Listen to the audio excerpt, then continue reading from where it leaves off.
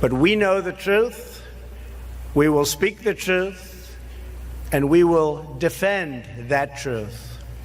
I beat my man right now, Cujo, you know what I'm saying, on the YouTube, when I was like, yo, I was hearing what he was saying, and I was hearing him spit, and he was spitting all the Morris, you know what I'm saying, the Morris science. I'm like, wow, I never heard nobody put it down like that, so I had to get in touch with him, like, y'all I know he official kitchen. So I reached out to them all, you know what I'm saying, we've been in contact ever since. I mean, you know, I just want to thank him up for that too, man. Basically, like I said, man, I'm not here to make the wrong speech, but stay away from that guy or any one of them conscious cats that ain't talking about nationality, because there's no such thing as Declaration of Rights of Black people or Declaration of Rights of African American or Negro, none of that shit. But you damn sure can go look up Declaration of Rights of Indigenous people. If they ain't teach you about that, you off the top their focus. So that's my time, man. Oh yeah, it's the Granddaddy IU, by the way. You know what I'm saying? Granddaddy IU. And stay in Long Island. You know what I'm saying? Cold chilling, OX. You know what I'm saying? All that. But yeah, I've been down since like '99, and I came through the Temple 23 in Queens on Rockaway Boulevard, and that closed down. And I got down with USAP, Rami Bay. You know what I'm saying? The Great Seal. So got my ID in 2000. I've been rocking ever since. Oh yeah, most definitely. You know, a lot of people don't, choose to say it, and I wasn't saying it, but I'm just now starting to implement that in my lyrics now. So anything you hear music coming out from there forth, you know what I'm saying, I'm always have views in it. But yeah, a lot of people, man, a lot of people is up on it. A lot of people is still skeptical because they haven't seen it in action, haven't seen it applied, you know what I'm saying? But they knowing, trust me, a lot of people knowing.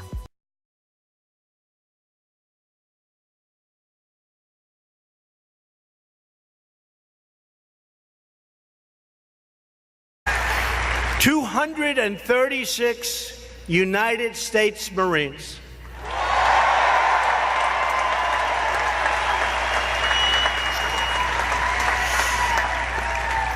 And 35 very tough, very well-conditioned Navy SEALs.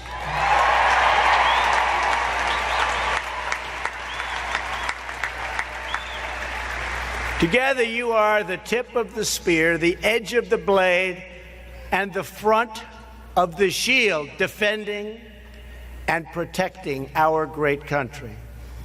You know, there is no mission our pilots can't handle.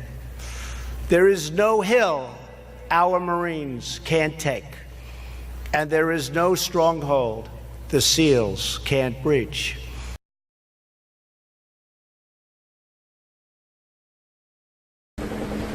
Strange as it seems, the U.S. Navy and Marine Corps were forged over 2 centuries ago to fight pirates. For hundreds of years, the Barbary pirates, or corsairs, terrorized the Mediterranean Sea. They sailed from ports along the North African coast, taking their name from the Barbary states of Tripoli, Tunis, Algiers, and Morocco.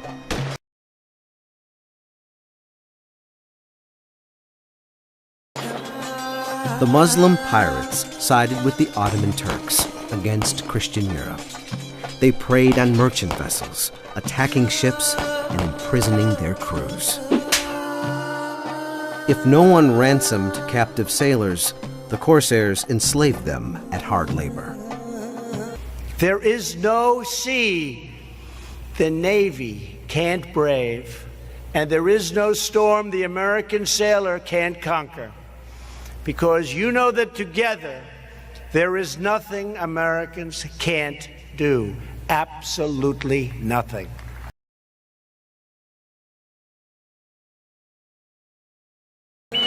Barbary pirates raided as far away as England and Iceland, kidnapping villagers to sell in African and Ottoman slave markets. Sometimes European governments fought the pirates. More often, they paid them bribes, called tribute, to leave their ships alone. In 1801, Jefferson became president. Tripoli immediately tested him. Its ruler, Pasha Yusuf Karamanli, demanded more tribute. When Jefferson refused, the Pasha declared war. Only Congress could send Americans into combat. But on his own, President Jefferson ordered U.S. warships to the Mediterranean. After the frigate sailed, he revealed what he'd done. The style of the demand admitted but one answer, Jefferson told Congress. I sent a small squadron of frigates into the Mediterranean. At first, the U.S. Navy fared badly. Corsairs took the USS Philadelphia, imprisoning her crew and sailing the captured frigate to Tripoli. At home, critics savaged Jefferson's foreign adventure. He stayed the course. A turning point came in 1804. In a night raid led by Lieutenant Stephen Decatur, Navy commandos blew up the Philadelphia. U.S. warships bombarded Tripoli, wrecking her fortifications. Still, Karamanli refused to release his American captives. But across the Atlantic, a new nation was forming that would challenge the Barbary corsairs. After Americans threw off British rule, their merchant ships no longer had Royal Navy protection. The corsairs began to prey on American vessels bound for Mediterranean ports. For the new nation to survive, its goods had to reach market. The U.S. had to protect its commercial fleet. Fresh from British occupation, Americans distrusted the idea of a national military. Many of the founding fathers wanted a navy only strong enough to protect American shores. With few warships, the U.S. simply couldn't fight the pirates.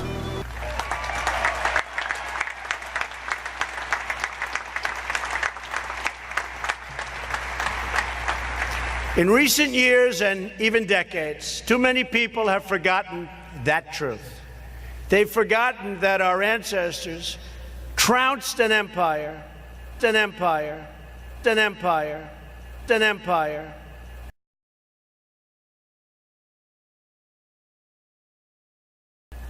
a continent,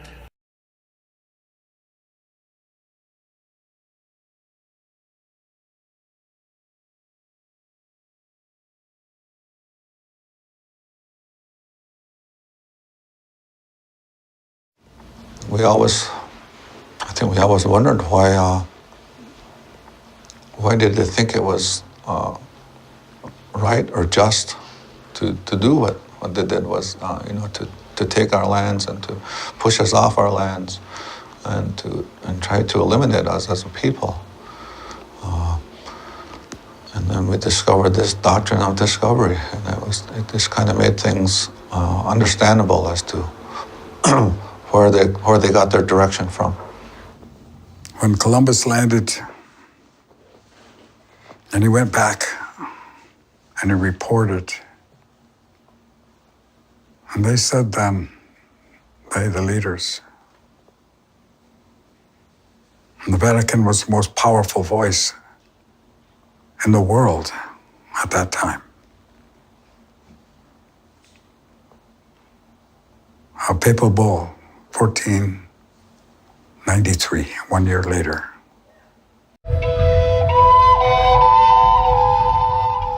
Our first panelist is Phil Arnold.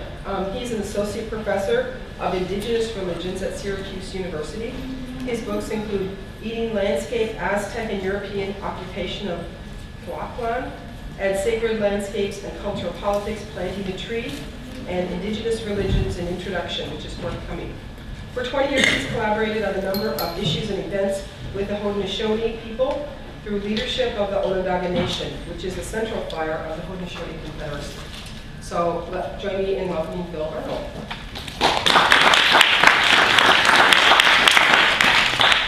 Hi, everyone. As Darlene said, I'm from Syracuse, New York, which was right in the heart of Onondaga Nation territory, as well as the heartland of the Haudenosaunee. And I've been teaching on the topic of religion and colonialism for about 20 years now.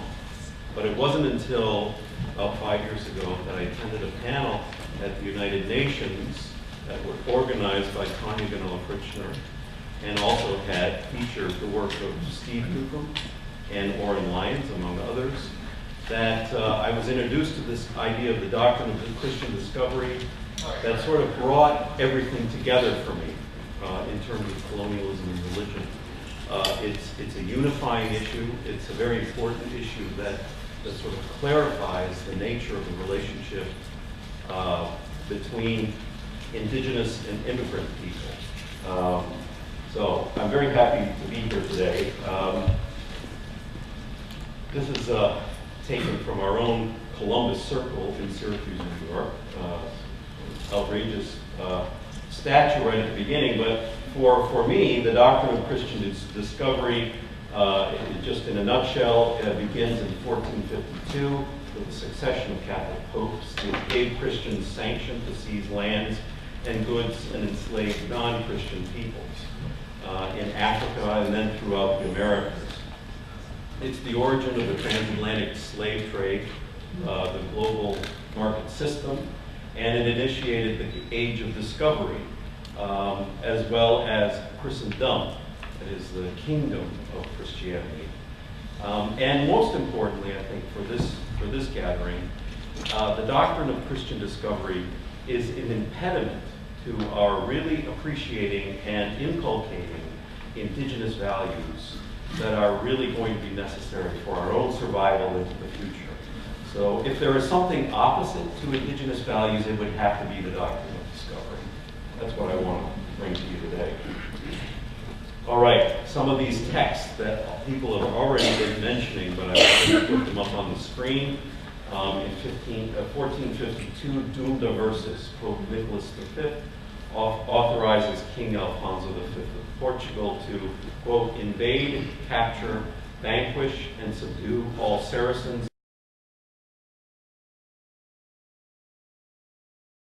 and pagans, to reduce their persons to perpetual slavery and take away all their possessions and property. So Christians encountering non-Christians could take everything, including their own bodies. In a papal bull of 1493 into Cetera, 6 months after Columbus's discovery, Pope Alexander VI calls for barbarous nations to be subjugated and brought to the Catholic faith and Christian religion for the propagation of the Christian empire.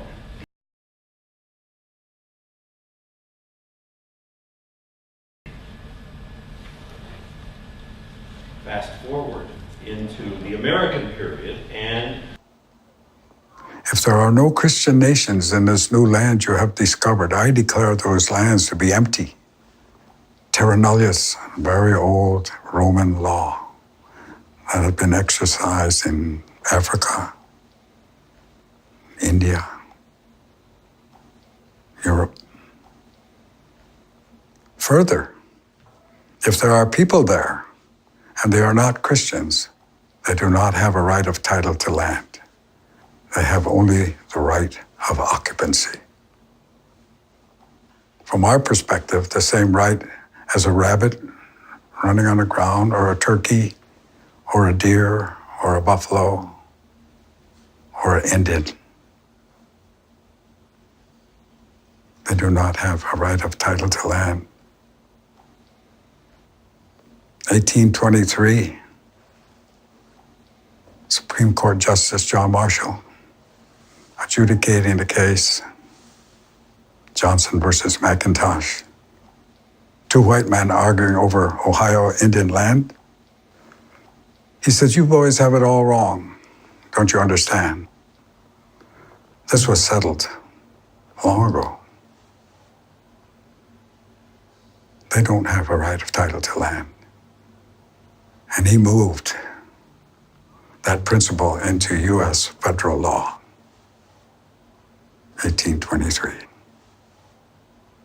The doctrine of discovery became the doctrine of law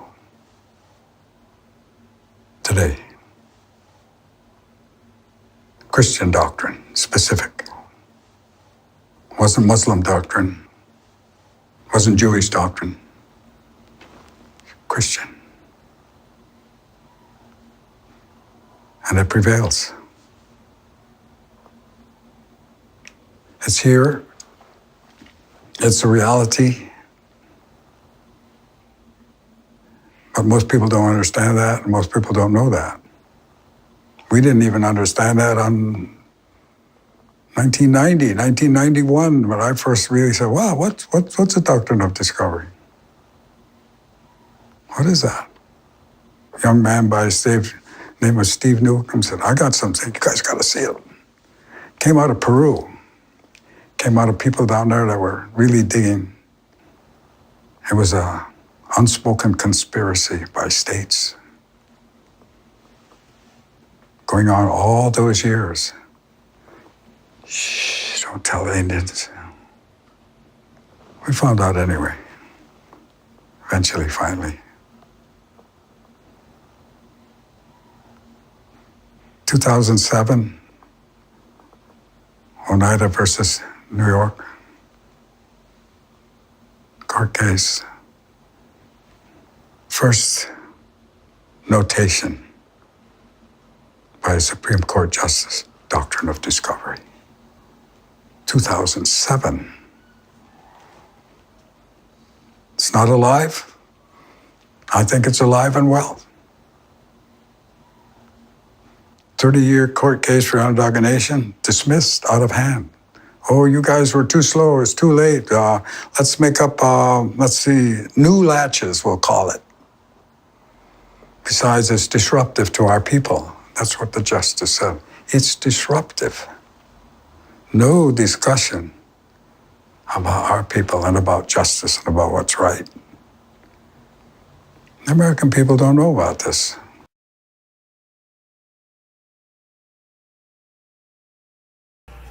And triumphed over the worst evils in history. In every generation, there have been cynics and critics who try to tear down America.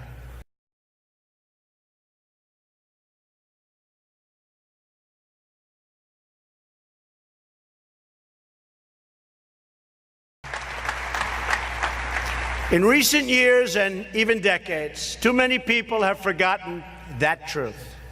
They've forgotten that our ancestors trounced an empire, an empire, an empire, an empire,